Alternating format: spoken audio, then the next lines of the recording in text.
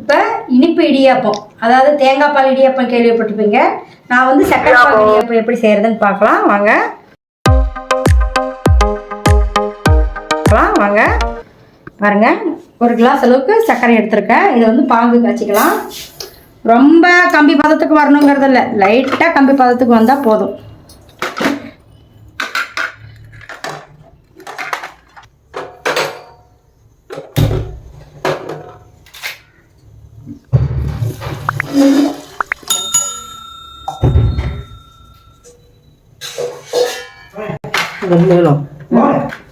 இது வந்து சூரணம் செய்யறதுக்கு, அதாவது இடியாப்பத்துக்கு மேலே போட்டு சாப்பிட்றது. எப்படி சாப்பிட்றதுன்னு காட்டுறேன் பாருங்க. இது வந்து பாருங்க, ஒரு நல்ல கைப்பிடி அளவு பொட்டுக்கடலை, இது வறுத்த நடக்கடலை, எள்ளு, கருப்பெள்ளு, வெள்ளெள்ளு எது வேணால் போட்டுக்கலாம். இது கசகசா கண்டிப்பாக வேணும். கசகசா இருந்தால் தான் டேஸ்ட்டு, நல்லா டேஸ்ட் கொடுக்கும். இது வந்து வறுத்து வச்சிருக்கேன். இது 3 வறுக்கணும். இது வந்து சர்க்கரை போட்டு பொடி பண்ணி பாருங்க, அதில் போட்டுக்கலாம். சாப்பிட்டுக்கிறேன்.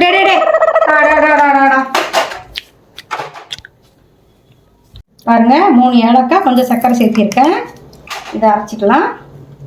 ஏன் மிக்சியில் போடக்கூடாதா? கையில் அரைக்கணுமா? இது 3 மிக்சியில் வேறு போடுறாங்க. மற்றதெல்லாம் அதெல்லாம் மிக்சியில் போட்டு அரைச்சிக்கலாம்.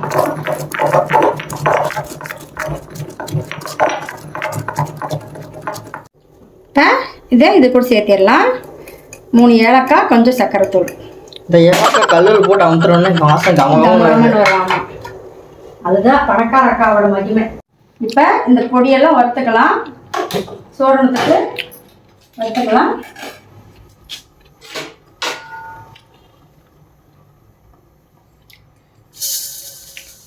எண்ணெய் தேவையா? எதுவுமே வெளியில கருக்காம பார்த்துக்கணும். தனித்தனியாக இருக்கணும், ஒட்டுக்காவா? தனித்தனியாக தான், கருத்துறக்கூடாது. குதிக்குது பாரு, ஜந்தனாக்குன்னு. இந்த லைட்டான சூடில் தான் வைக்கணும். இதோட வாசம் நல்லா இருக்கு. வாசம் சூப்பராக இருக்கும் தம்பி, சாப்பிட்றதுக்கு. வாசம் மாதிரியே விலையும் ரொம்ப சூப்பர். எதுவும் காஸ்ட்லியா? பயங்கரமா காசு. முந்திரி இது இப்படி இருக்கு கமகமன். இது ஆல்ரெடி வறுத்துட்டேன். நடக்கல, அதான் பொட்டுக்கடலை மட்டும் ஒரு தப்புமா. பொட்டுக்கடலை, எள்ளு வறுக்கணும். எள்ளு வந்து நம்ம எள்ளு வேணாலும் போட்டுக்கலாம். கருப்பு எள்ளு, வெள்ளை எள்ளு எது வேணாலும் போட்டுக்கலாம். சரி ராச்சா, அது எவ்வளோ நேரம் இருக்காங்க? கொஞ்ச நேரம் தான். அடுப்பு சிம்மில் தான் வச்சுருக்கேன். லைட்டாக ஒரு கம்பி பதம் வரணும், இல்லைன்னா சலசலன்னு இருக்கும். சாப்பாடில் சக்கரை தண்ணி போட்டு சாப்பிட்ட மாதிரி இருக்கும். லைட்டாக ஒரு கம்பி பதம் வந்தால் போதும். இடியாப்பத்துக்கு ஸ்பெஷலே இதுதான். இந்த பொட்டுக்கடலை, இந்த கசகசா, இதுதான் நல்லாயிருக்கும். சரி, எனக்கு டவுட், அதெல்லாம் வெள்ளையா இருந்துச்சு, வறுத்தா கருப்பெல்லாம் ஆச்சு, வறுத்தாச்சுன்னு தெரியுது. இது கருப்பா தான் போடுறீங்க, இதுல எப்படி வறுத்தாச்சுன்னு தெரியும்? அதுதான் பொம்பளைங்க டெஸ்ட், அது அவங்களுக்கு தான் தெரியும். இது பாரு, நல்லா புகை வருதா, அப்புறம் வெடிக்கிற சத்தம் கேட்கும், பட்டு பட்டு பட்டுன்னு. அப்போ வறுபட்டுருச்சுன்னு அர்த்தம். கேட்குதா இல்லையா? கேட்குது கேட்குது.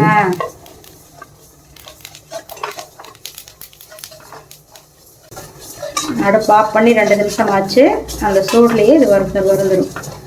தெரியுதா? நல்லா உப்பி வந்துருச்சு பார்த்தியா? போடும்போது எப்படி இருந்துச்சு? அப்படி ஒன்றும் தெரியலையே. போடும்போது ரொம்ப குட்டி குட்டியாக இருந்துச்சு, இப்போ நான் நல்லா பெருசு பெருசாக வந்துருச்சு.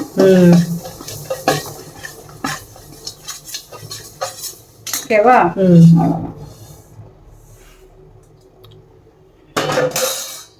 பொட்டுக்கல்ல அவ்வளோதான்.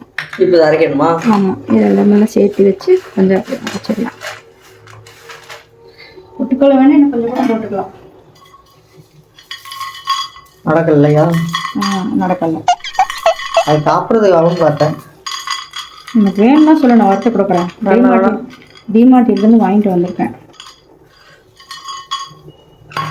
ஆச்சா இல்லையா? பாங்க இருப்பா, அடுப்பு தூக்கி உள்ள இரு.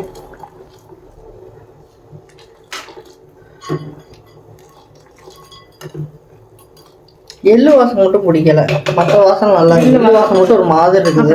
அப்படிதான் இருக்கும். இந்த இருக்கிறத சாப்பிட்டு இந்த ஒட்டையா தொல்லி இல்லை, தொல்லி ஒட்டு தான் இருக்கு. முதல்ல போட்டு அரைச்சிடலாம். பாகு மொல்லமாகட்டும். இங்கே இருக்கிற கடற்கரை எல்லாம் தீர்ந்துரும் போல இருக்கு, வறுத்து வச்சது பூரா ஃப்ரிட்ஜில் இருக்குது. அதை எடுத்து வறுத்து சாப்பிட்றதுக்கு தம்பிக்கெல்லாம் ஒரு மொடை. வறுத்து வச்சா அப்படியே எடுத்து சாப்பிடலாம். யாரு எடுத்து? ஆமாம் ஆமாம், வாழைப்பழத்தை கூட தொளிச்சு கொடுத்தா தானே சாப்பிடுவீங்க. பாருங்க கசகசா இது வேஸ்ட் பண்ணக்கூடாது. தண்ணி தண்ணியில் வேண்டாம், ரொம்ப பருபருன்னு இருக்கக்கூடாது, ஓரளவுக்கு பருபருன்னு தான் வைக்கணும்.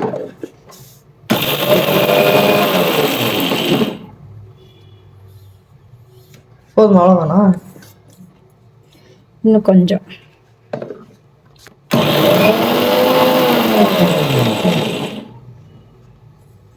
அவ்வளோதான். இப்போ தெரியுதா? திப்பி திப்பியாக தெரியுதா? திப்பி திப்பி தெரியுது. இப்படி தான் இருக்கணும், ரொம்ப நைஸாக அரைப்படக்கூடாது. அந்த இதோட வச்சு சாப்பிடும்போது, அந்த சேமியாவோட வச்சு சாப்பிடும்போது இது தனியாக வாய்க்கு நல்லா தெரியணும். அப்போ பாருங்க நல்லா கொதி வந்து வேகுது, ஒரு கம்பி பதம் வந்திருக்கும். போதும் பாருங்க. இப்படி டச் பண்ணா ஒரு கம்பி பதம் இப்படி பண்ணா பாருங்க, இப்படி இப்படி வரணும். இப்படி வந்தால் கம்பி பதம்னு அர்த்தம். இது பாருங்க நல்லா வலுவலுன்னு இருக்கு. கம்பி பதம் அளவுக்கு வரணுங்கிறது இல்லை, பாரு இப்படி பண்ணால் வலுவலுன்னு இருக்கு. பிரச்சனை இல்லை, போதும். அடுப்பு ஆஃப் பண்ணிடலாம். இது கொஞ்சம் ஆறட்டும். ஆறட்டும். சூடாக ரொம்ப கொதிச்சு சூடாக இருக்கு. 10 நிமிஷம் ஆறட்டும். A few moments later. கொஞ்சமா இடியாப்பம் போட்டுக்கலாம் பாருங்க. ஆனால் அந்த டிவிலலாம் காட்டும்போது ரவுண்டாக ஒரு பட்டை மாதிரி வருது, அதெல்லாம் அதுதான் ஆட்டி படைச்சட்டியில் போட்டு நல்லா கெட்டி ஆகிற அளவுக்கு கிண்டிட்டு அதுக்கப்புறம் திரும்ப இடியாப்ப மிஷினில் போட்டு நல்லா புளிஞ்சு அதுக்கப்புறமா திரும்ப வேக வச்சு எடுக்கிறது. அது ரொம்ப வேலை. அது அந்த பவுடரா? சூரணம் பாருங்க. இப்படி போட்டு மலைச்சாரமும் அப்படியே மேலே பரப்பரம் தூவி பாங்கு. எனக்கு வந்து ஏலக்காய் ஸ்மெல்லு தான் பிடிக்கும், ஏலக்காய் தட்டில் வந்தால் பிடிக்காது. பார்த்தீங்களா? இது அப்படியே ஊற்றி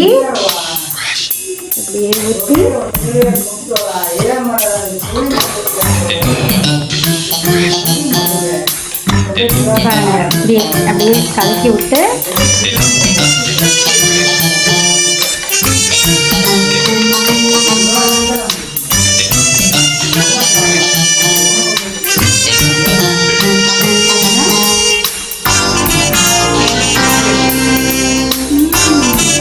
எனக்கு